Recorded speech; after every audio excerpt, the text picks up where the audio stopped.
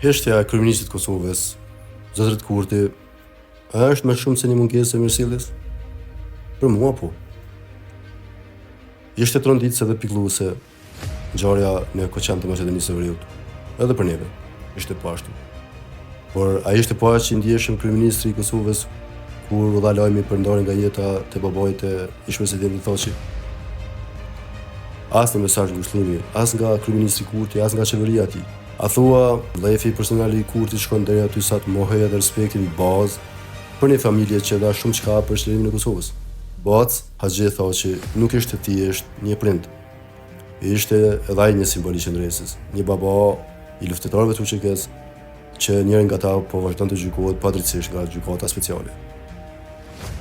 A mund të jetë kjo ishte një sinjal i qartë se politika e Kurtit po largon veten nga historia e UÇK-s dhe nga sakrifica e saj për Kosovën të cilën udhëheq sot? Por, t'ishte vetëm Kurti, do t'ja bënim disi. Por kur kem parasysh që në këtë vallë bashkangjitet edhe e para e vendit, presidenti Osmani, që zakonisht ka reagime për gjithçka. Kësaj radhe zgjodhi të heqë dhe të mjaftohet me një telegram ngushëllimi nëpërmjet profilit zyrtar të presidencës. Në këtë kuptim, narrativa që është ndërtuar si mark nga kryeministri Kurti dhe eksponentët e tij, kushdo që lufton UÇK-n, po e mbron Kosovën, po merr formë zotit e më shumë.